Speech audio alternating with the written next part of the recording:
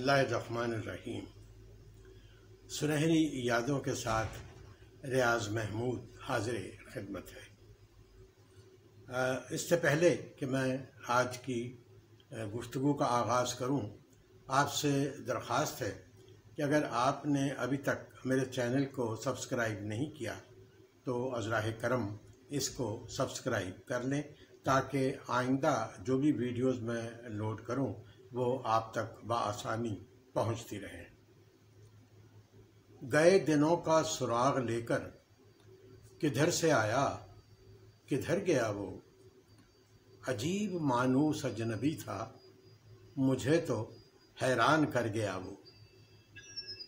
बस एक मोती सी छब दिखाकर, बस एक मीठी सी धुन सुनाकर, सितारा शाम बन के आया, बरंगे ख्वाब सहर गया वो।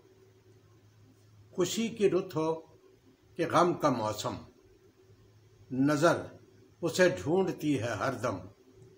वो बुए गुल था कि नगमाए जां, मेरे तो दिल में उतर गया वो। न अब वो यादों का चढ़ता दरिया, न फुर्सतों की उदास बरखा, यूं ही जरा सी कसक है दिल में, जो जख्म गहरा था भर गया वो।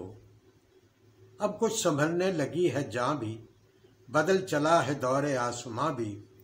जो रात भारी थी टल गई है, जो दिन कड़ा था गुजर गया वो मैं कदे को जगाने वाला, वो रात की नींद उड़ाने वाला, कि आज क्या उसके जी में आई कि शाम होते ही घर गया वो रात का बेनवा मुसाफिर, वो तेरा शायर, वो तेरा नासिर।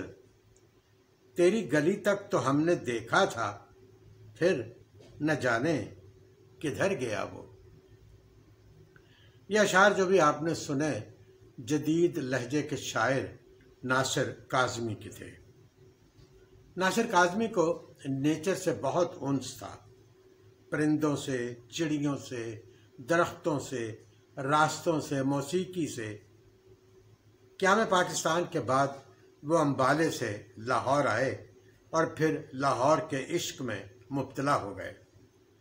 शहर लाहौर तेरी रौनकें दायम आबाद, तेरी गलियों की हवा खींच के लाई मुझको। सैयद नासिर रज़ा काज़मी 8 दिसंबर 1925 को अम्बाले में पैदा हुए। 13 साल की उम्र में अख्तर शिरानी से मुतासिर होकर रुमानी शायरी की इब्तदा की। क़याम पाकिस्तान के बाद वो लाहौर में मुकीम हुए और उनका पहला मुजमुआ कलाम बरगे नए 1952 में, फिर दीवान 1972 में, पहली बारिश उनके इंतकाल के बाद 1975 में और हिजर की रात का सितारा 1977 में शाया हुआ। भारत के मुख्तलिफ इलाकों से हिजरत करके आने वाले शायरों और अदीबों पर हिजरत के दर्द का ज़बरदस्त असर था। हर कोई अपने शहर के नॉस्टैल्जिया में मुब्तला था। जिस तरह ए हमीद को अमृतसर न भूलता था, उसी तरह नासिर काज़मी भी अपने शहर और हिजरत के इनकलाब को अपनी शायरी में समो रहा था। उस दौर की नासिर की एक गज़ल है कि शहर दर शहर घर जलाए गए, यूं भी जश्न तरब मनाए गए। एक तरफ झूम कर बहार आई, एक तरफ आशियां जलाए गए। एक तरफ खून दिल भी था नायाब, एक तरफ जश्न जम बनाए गए। क्या कहूँ किस तरह सरे बाजार अस्मतों के दिए बुझाए गए। आह वो खिलवतों के सरमाए मजमाए आम में लुटाए गए, और वक्त के साथ हम भी अनासिर खार व खस की तरह बहाए गए। नासिर काज़मी का मिजाज रवायती शायरों जैसा नहीं था। वो अपनी तमाम तर दुनियावी जिम्मेदारियां पूरी करते थे। अंग्रेज़ी और उर्दू शायरी पर भी उनकी गहरी नज़र थी। पुराने ब्रॉडकास्टिंग हाउस में हमारे एक असिस्टेंट डायरेक्टर थे जो बड़े शाहाना मिजाज के अफसर थे। 12 बजे से पहले वो दफ्तर नहीं आया करते थे। उनका कमरा कैंटीन से करीब था। चुनाचे नासिर काज़मी साहब, ए हमीद साहब, मैं, तारिक अजीज़ साहब अभी उस वक्त रेडियो के अनाउंसर थे क्योंकि उस वक्त तक टीवी नहीं आया था।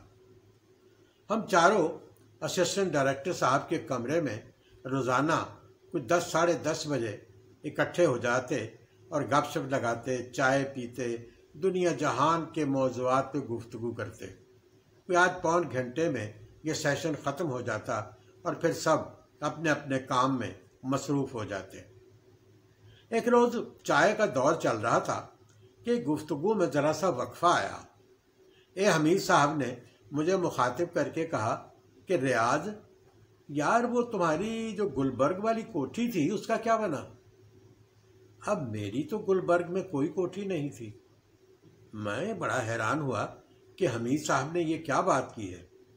मैंने उनकी तरफ देखा, उनकी आंखों में शरारत की चमक थी।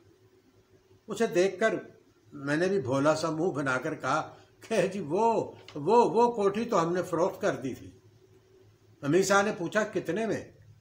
मैंने कहा जी बस कोई 6 लाख में बिक गई थी। हमीद साहब ने फिर पूछा कितनी जगह थी? मैंने कहा जी वो बस 2 कनाल थी। यार बड़ी सस्ती बेच दी। अगर आज फरोख्त करते तो कम से कम 30 लाख की थी। और बस जी हमीद साहब, आपको वालिद साहब की तबीयत का तो इल्म ही है। उनके ख्याल के मुताबिक उसे उस वक्त फरोख्त कर देना ही बेहतर था, मैंने जवाब दिया। और वो जो ट्रक मंगवाए थे आपने पिछले साल, उनका क्या बना? अब ये दूसरा हमला था। ट्रकों से मेरा क्या लेना देना था, लेकिन मैंने फिर भी खुद को संभाला और अर्ज किया वो 4 ट्रक तो हमने इस साल के शुरू में ही भेज दिए थे। कितने में बिका एक ट्रक?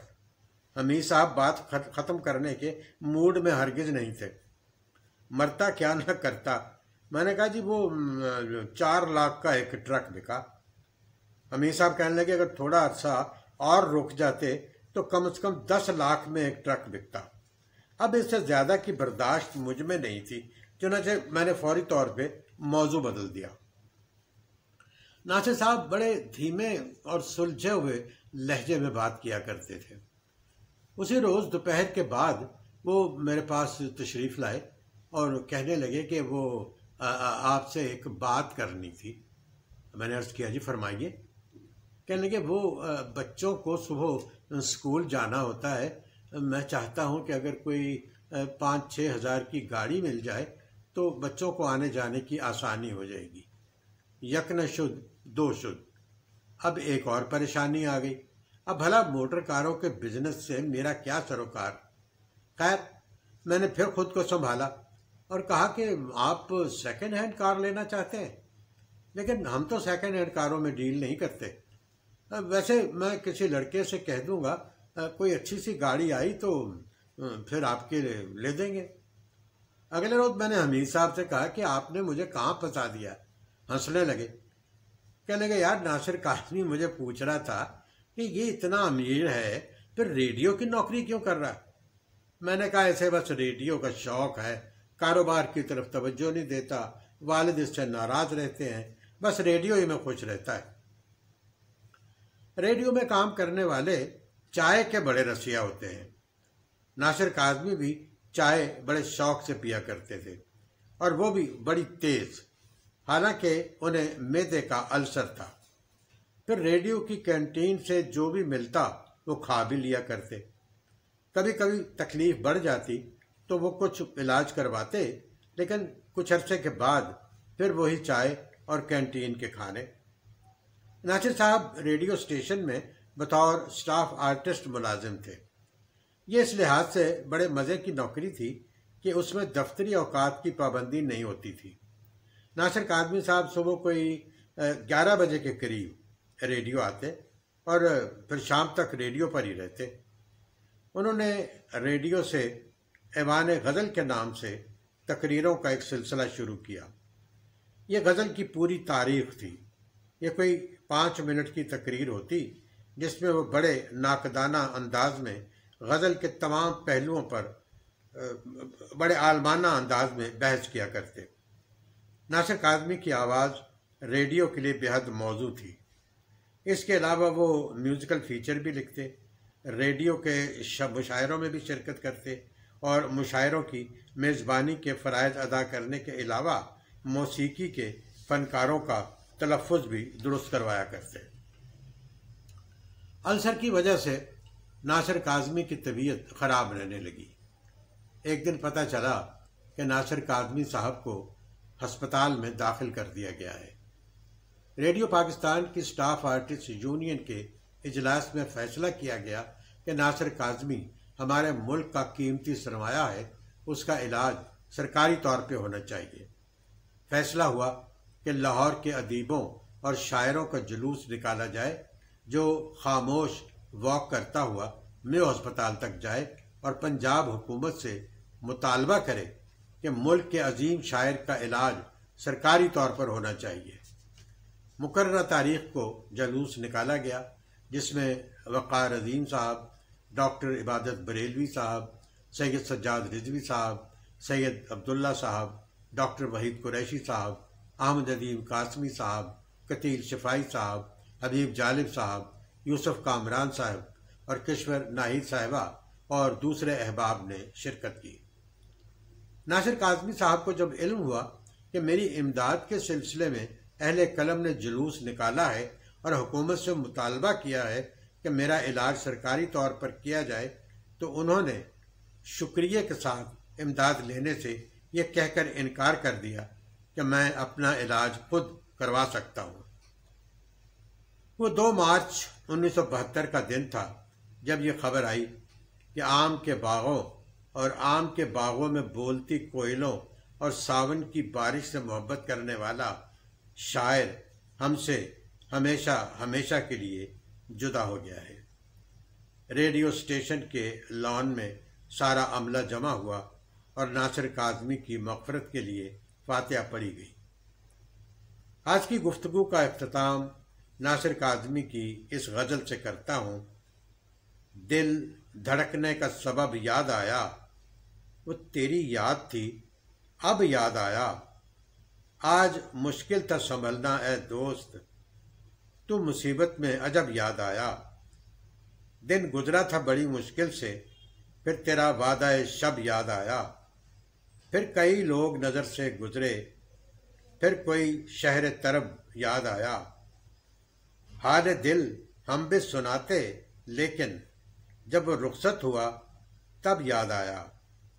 और बैठकर साया गुल में नासिर हम बहुत रोए जब वो याद आया। आज के लिए इतना ही। इजाज़त दीजिए। खुदा हाफिज़।